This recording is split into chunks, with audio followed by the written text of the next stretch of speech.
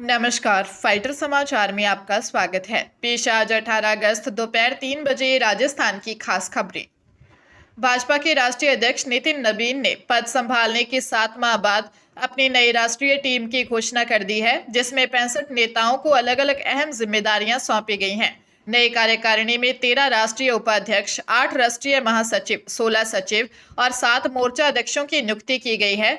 राजस्थान की पूर्व मुख्यमंत्री वसुंधरा राजे को एक बार फिर राष्ट्रीय उपाध्यक्ष बनाया गया है।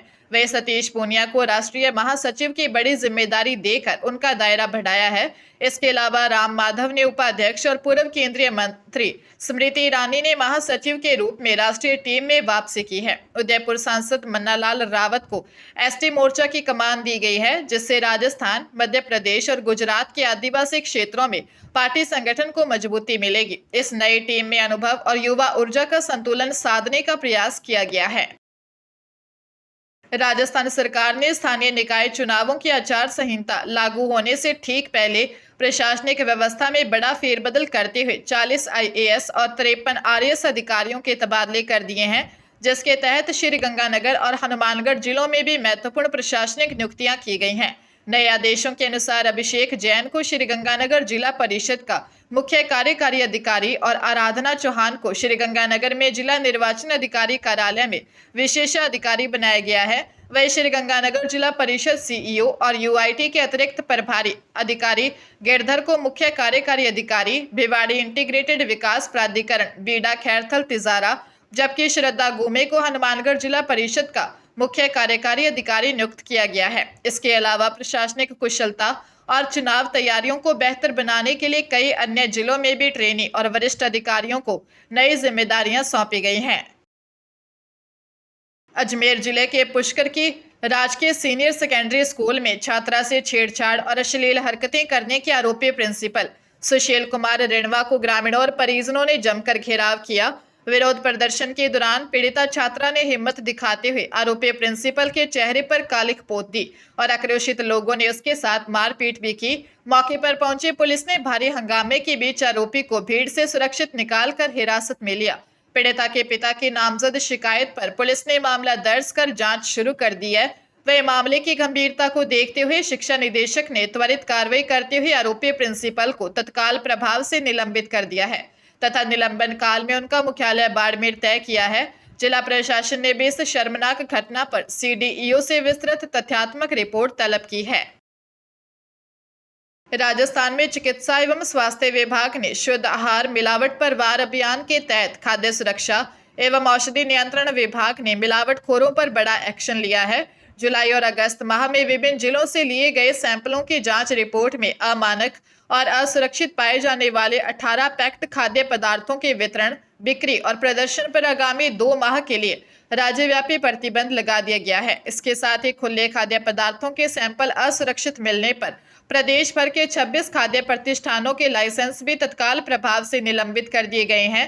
प्रमुख शासन सचिव गायत्री राठौर और खाद्य सुरक्षा आयुक्त डॉक्टर टी शुभमंगला ने बताया कि जन स्वास्थ्य प्रयोगशाला के परीक्षण में कई उत्पाद स्वास्थ्य के लिए हानिकारक पाए गए। खाद्य सुरक्षा विभाग ने मिलावटी पदार्थों के खिलाफ सख्त रुख अपनाते हुए आमजन के स्वास्थ्य से खिलवाड़ रोकने के निर्देश जारी किए हैं।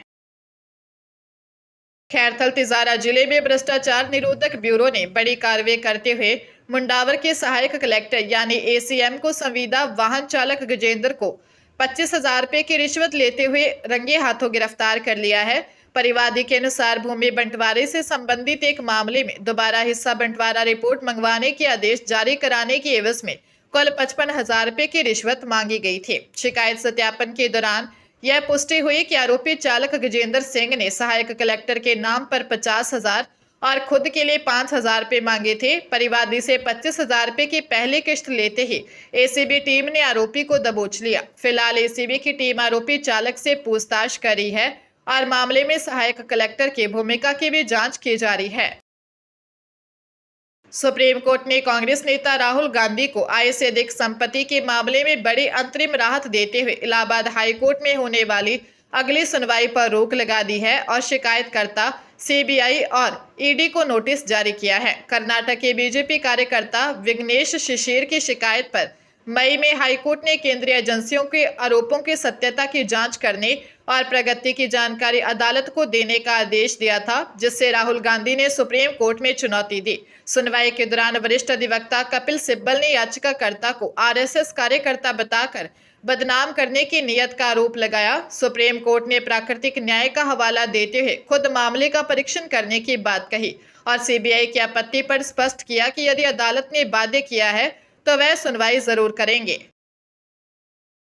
चित्तौड़गढ़ स्थित प्रसिद्ध कृष्ण धाम श्री सांवलिया जी मंदिर में चतुर्दशी को खोले गए भंडार से निकली दान राशि की गणना के चौथे चरण के पूरा होने तक कुल 26,91,10,100 रुपए की नगद राशि प्राप्त हो चुकी है। सोमवार को हुई चौथे चक्र की गिनती के बाद भी मंदिर प्रशासन द्वारा दान की आगे की प्रक्रिया जारी रखी गई है। फिलहाल भंडार से निकले सिक्कों और शेष नोटों की गिनती तथा श्रद्धालुओं द्वारा चढ़ाए गए सोने व चांदी के आभूषणों का वजन किया जाना बाकी है। इसके अलावा मंदिर कार्यालय में ऑनलाइन दान, चेक और मनी ऑर्डर के माध्यम से प्राप्त हुई राशि का अंतिम विवरण तैयार किया जाना शेष है। सुरक्षा कर्मी और बैंक कर्मचारियों की उपस्थिति में जारी इस गणना के अंतिम आंकड़े जल्द सामने आएंगे।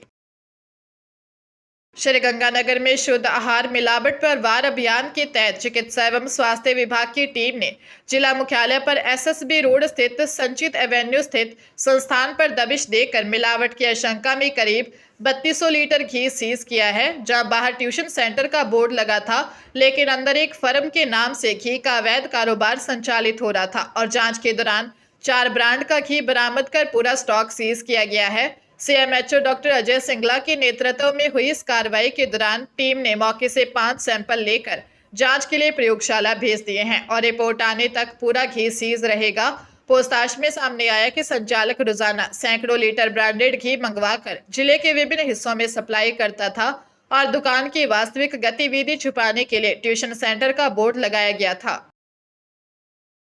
अमेरिकी राष्ट्रपति डोनाल्ड ट्रंप और ईरानी राष्ट्रपति मसूद पेजेश्कियान के बीच युद्ध विराम की 60 दिनों की तय डेडलाइन समाप्त हो गई है, लेकिन दोनों पक्ष शांति की शर्तें तय करने में विफल रहे। डेडलाइन खत्म होने के बाद ईरान के जंगी तेवर कायम हैं और उसने ओमान के साथ मिलकर हॉर्मुज स्ट्रेट पर टोल वसूली जारी रखी है। ट्रंप ने ओमान को ईरान से दूर रहने की चेतावनी देते हुए तबाही झेलने की धमकी दी है। इस संघर्ष में अमेरिका को बड़ा नुकसान पहुंचा है, जहां उसकी 80% थाट मिसाइलें और 50% पैट्रियट इंटरसेप्टर खत्म हो चुके हैं। दूसरी ओर ईरान ने पाकिस्तान के आर्मी चीफ आसिम मुनीर को स्पष्ट कर दिया है कि इस्लामाबाद करार अब खत्म माना जाए और वह अपने परमाणु कार्यक्रम से पीछे नहीं हटेगा। इसके अतिरिक्त ईरान ने खाड़ी के 6 देशों से 28 लाख करोड़ रुपए के युद्ध मुआवजे की मांग की है।